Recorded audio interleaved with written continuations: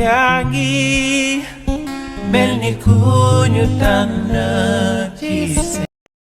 ñaata médecin ñoo fi ne ñaata professeur ñoo fi ne yu xam santé yu jàng santé ci mel ni maa ngi koy cité professeur Daouda Ndiaye moom ku ko xool xam ne depuis bi mbas mi duggee ci dëkk ba léegi mi ngi ciy wax di ci dox ay jéego di ci def nag ay jéego yu am solo ñu koy jaajëfal di ko remercier di ko wax ni àdduna nii la soo newee ci gox nee ci réew ma soxla la da ngay bàyyi yitte yëpp ñëw taxawal réew mi parce que dafay am solo liy tax bu ëllëgee tey jii sa réew naw la yaa koy doxe ñu ngi koy félicité waat saa su ne ñu ngi koy gis muy def ay jéego am ak groupement boobu ak association boobu ak mouvement boobu nga xamante ne mooy action ñu koy ñaanal li mu bëgg ci réewam ak li mu bëgg it ci goxam yàlla na ko ci yàlla may ndam te taxaw ko fi mu nekk ku baax nag mu nekk it jeune bu gëm boppam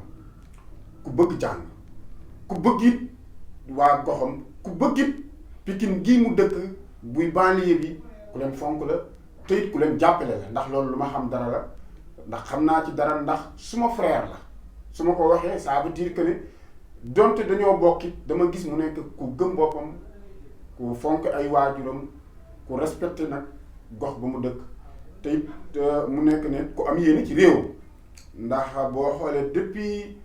ci problème mu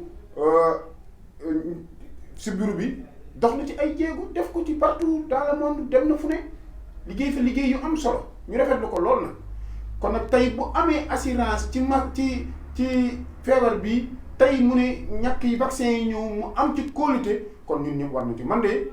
ba mu ne wóolu na ko rek laa ko wóolu kon ku ma delloo cër mbokk Nouvelle Vision TV 313 di wax ne Sénégal ñun ñoo ko bokk bis bu ne ñu bëgg di ci wax loo xam ne dañuy jariñ